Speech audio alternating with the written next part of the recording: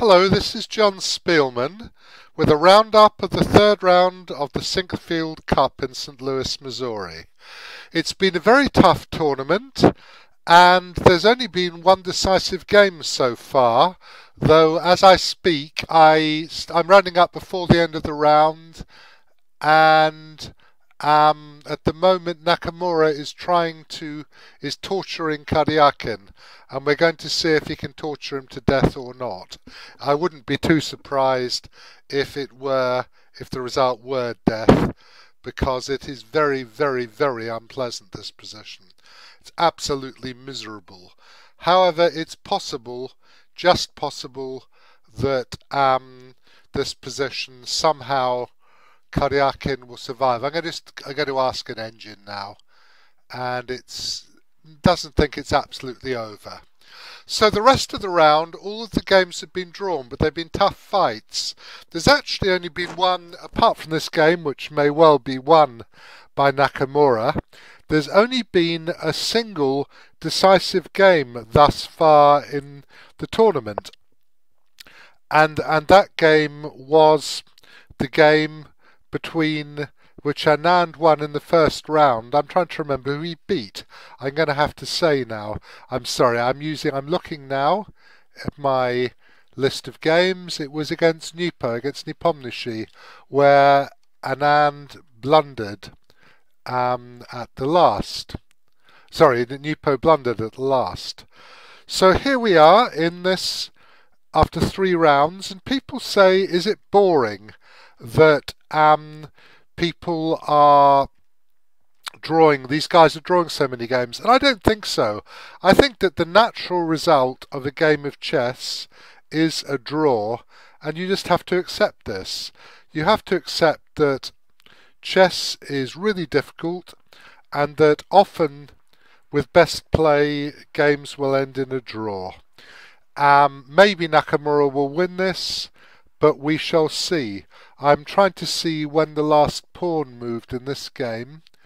It looks like quite a while ago. 39 H4. Oh, A5 must have happened at some point. Whenever A5 happened, excuse me, I'll go up here. So anyway, he's going to be torturing the guy. So I wanted to look at some of the other games of the round, and in particular the game between Magnus Carlsen and Fabiano Caruana. It's a battle which, well, of course they played in the World Championship, and there's something more of field equality between them at the moment. Caruana actually beat Carlsen in the last rapid play game they played, I believe, which was in St. Louis just a week or so ago. And so Carlsen, of course, had a terrible rapid play and blitz tournament, but still he's fighting to become the highest rated player in history, Carlsen, and he had a good go today. This is the Vienna variation. And they've started, one of the main lines now is bishop takes c4, where you give up a pawn for the initiative. And there are different things you can do. You can play knight c3, obviously, if you want to. But the main line, I think, what Caruana has been doing is knight f6, queen a4 check, knight c6, knight e5. Now, Caruana had 2 previous games, in both of which he'd played rook b8. And they had continued d5, ed5, knight d5. I'm reading from my stuff. Knight takes, pawn takes, queen takes check, queen d7, queen takes d5. So there were 2 games. There was one game, Aronian Carlsen, where bishop takes d5 was played, and another game, Mamidiara of both Caruana, in Berlin, in which queen takes d5 was played, and he drew both of them. But this time he played a new move, from his point of view, bishop d6. And Carlsen thought for a bit, and he played knight takes, pawn takes, queen takes, Just the obvious moves. Bishop g5, rook h6 first, bishop h4, rook b8, b3, rook b6. So that threatens to play bishop c6 and somewhat scupper white. And Carlsen played, excuse my chair, the obvious move, which is knight e4, bishop e7. So they got to this late middle game come ending, and it's a position in which you'd think in very good form Carlsen would be able to torture the guy, but on the other hand, if he's prepared it in advance, perhaps for the World Championship match, then it's not really going to be that great. Rook here was one move. I thought he wanted to keep this rook protecting this pawn. And rook d6, bishop f1, rook c8, and rook c4, I guess there's bishop b5, so probably rook c5. This is one line, and the engines all say basically, they say that this is equal, though it doesn't look terribly equal to me. But I can believe, I suppose, that black gets enough activity somehow. I guess you can go here, here, maybe there to threaten rook d1 check. I don't know. It's not obvious to me that this is equal at all. But okay, Carlsen didn't do this. He actually played d5 at once, which is a nice positional move. And if you exchange, then black has very bad pawn structure. He puts his bishop in e6, and I think he has reasonable drawing chances, but it's not very pleasant. So Caruana played e5, which keeps his pawns more intact, and in the very long term he might try to do this, bring his king here, bring a pawn here, maybe even play e4 and start setting up a passed pawn. But of course it takes a very long time. Carlsen took the c line and a5. And basically black's counterplay here is going to consist of trying to eliminate the queen side by playing a5 and a4. This was played. I expected rook c7 now, but again the great engines themselves think that after rook c7, rook d8, rook a7, a4, pawn takes pawn, bishop e6, black is basically okay here. It wasn't obvious to me that this was the case at all. You go probably h3, rook to the 7th, bishop here or something, rook takes this. Could also have gone check and tried to take this pawn. That wouldn't have been stupid either, at all, though you certainly want to be careful about how quickly you take things. And I don't know if he'd have gone check, and I'm really not sure. But this position, a5, king g7, I thought this looked dangerous to me. a6, he plays rook a5, which is a very good move, and apparently he's got enough play here. It wasn't obvious to me, but I suppose you're going to cause enough trouble, just about. It feels pretty ropey. If you just went, I don't know, bishop f1, I suppose we'll go rook a1, and that'll be unpleasant. Otherwise we can attack the bishop, and yeah, apparently this is just about okay. It's teetering on the edge all the time. Not pleasant. If you went here, you could probably go bishop a5, swap the bishops, get your rook to a5, and then start advancing things. And you might be just about okay or might not. It's close anyway. I mean, I'd be nervous as black here. Anyway, what happened was that he went rook a5 and played f4. The great Sesse, the chess engine, the Norwegian chess engine, doesn't like this move, but it looks like a very natural move to a person.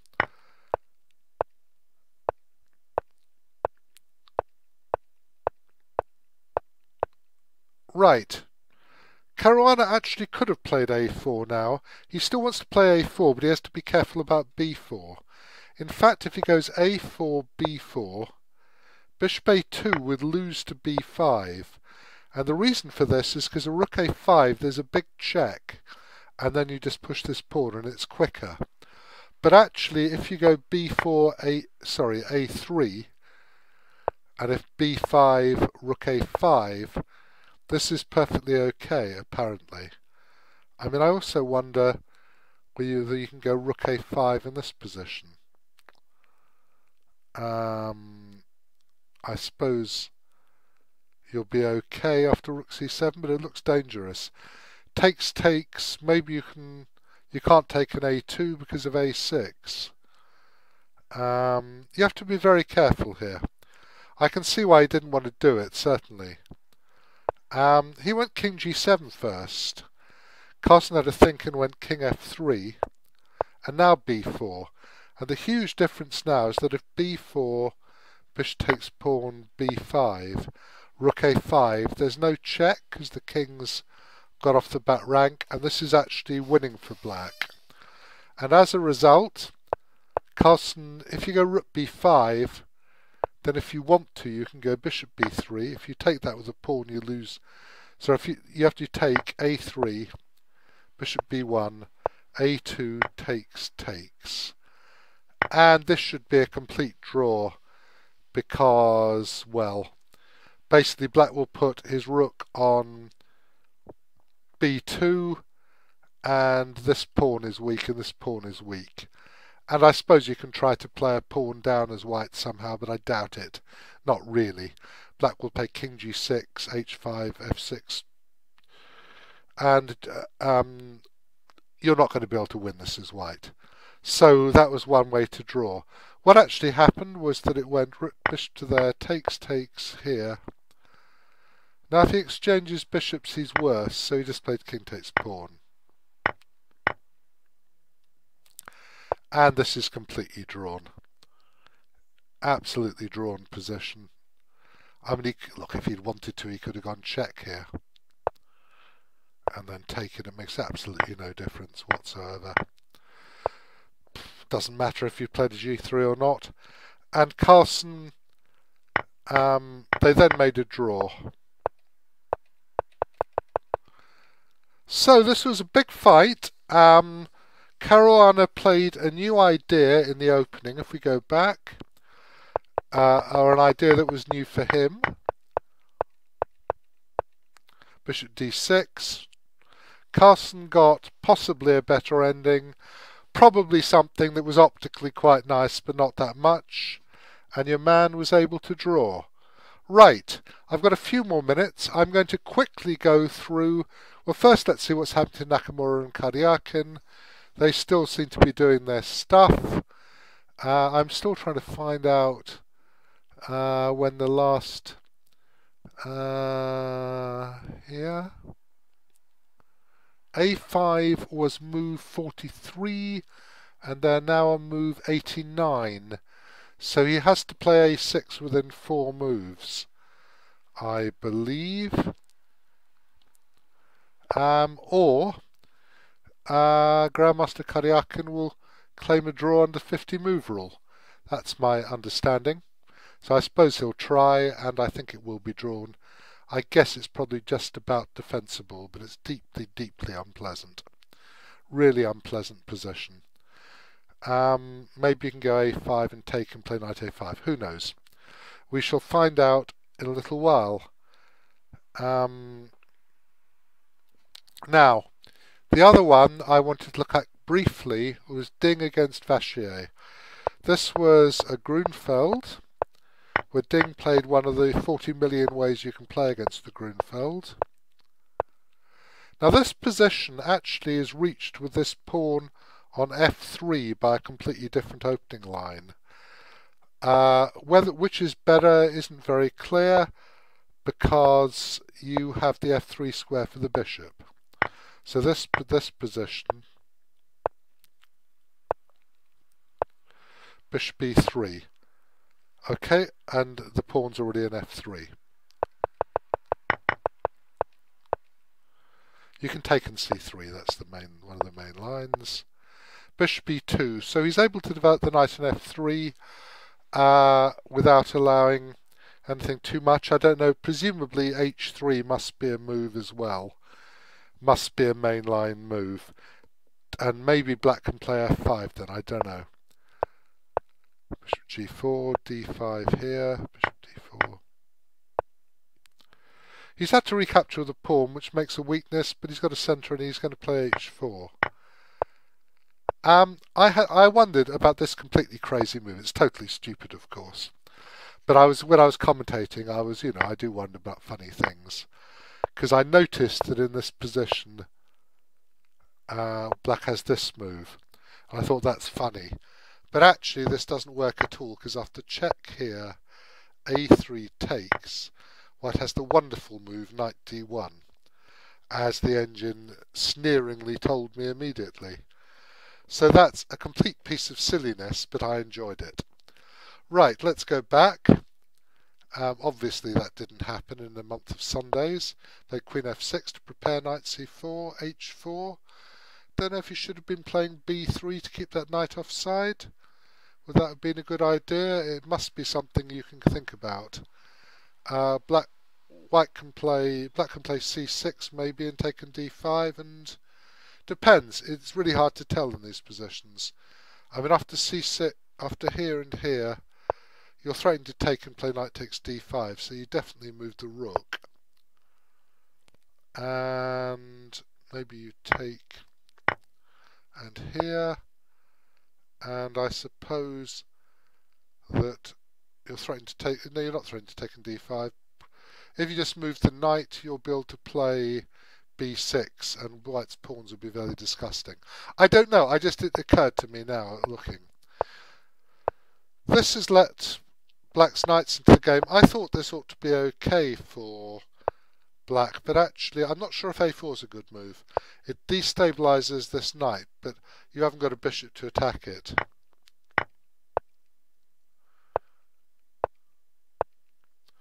I think he thought he was getting an attack here.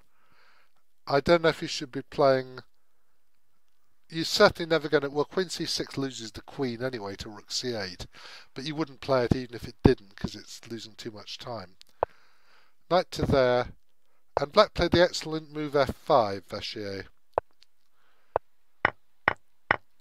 Well, you don't play pawn takes knight, because of queen g5 check, king f7, rook checks, king move to either there or there, queen takes pawn mate. So I'm just checking my timing. So he took the pawn, knight takes check, knight takes, pawn takes, rook takes. Check, king to there, queen f4. I don't know if he could have taken an a4 or something, but he wanted just to stabilise the position. I thought this was starting to get better for black, because these pawns are all a bit weak. But I don't think Vachier really believed he was going to beat Ding. He didn't try very hard anyway. Now he went g5, which is quite sporting because it undoubles the pawns. I mean, I suppose otherwise you have a weakness, but you just think that he'd try to have done something a bit more. I don't know if he can't play rook d5, can he, because of rook c6 check. If he goes e6, I guess you can maybe go bishop f3. You don't want him to get in rook d5, because then he's starting to get a clear advantage. I suppose you go here. And I guess this is okay. But it just looks a little bit... I suppose rook to here, maybe you can play this move. Actually, white's very active here, I suppose. But g5 wasn't particularly a try to win, I don't think. And what's happening now is that Vachier is sticking his pieces in the centre. I thought he'd play bishop takes d5 takes b4, because although it's quite an unpleasant ending, you don't by the way play e5, because then rook to there is straightening the skewer, which is jolly annoying. But you take maybe e5, and this is at least a little unpleasant. King to there is a move. Rook back. And maybe you give check, king to here. you can't quite get an f4 here, rook f8 here, and it should be okay. You should be fine as white, but you just have to be a little bit careful. It's not very pleasant. I think you're probably threatening to equalise with f4 now. But now there'll be king c5, and no, it's not nice.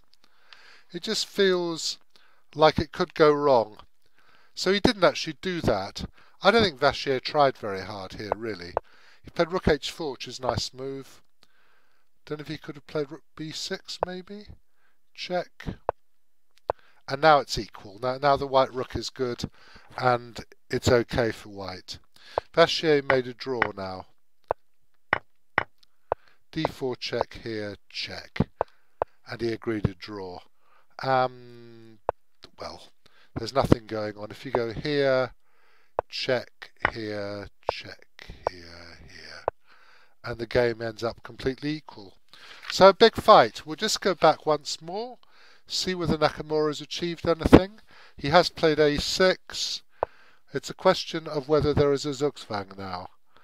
Or maybe you're going to try to play your knight to e5. If you could get a knight back, play king a5, and then start moving your knight towards e5, that would be very, very close to Zugzwang. Though maybe it wouldn't be even then. Yeah, I think he might be about to be zugged, actually. Let me just ask an engine. Plus 1.9, yeah. I think he's going to go bishop a4, knight b3, king a5, knight to c1 to d3 to e5. And if he gets all that in, he's going to win. It was rather sadistic, wasn't he? He actually played a6 on move 90 after 47 moves. Okay, well, I wouldn't be surprised if he wins, and that's the end of today's roundup. So I hope you enjoy the tournament. I should add that I'm going to be commentating live on Wednesday, Sunday, Monday, and the Wednesday after. So that's whatever rounds it is, and it says on the twitch.tv page, twitch.tv/Jon Speelman. Okay, I hope you're enjoying these. This tournament. Right.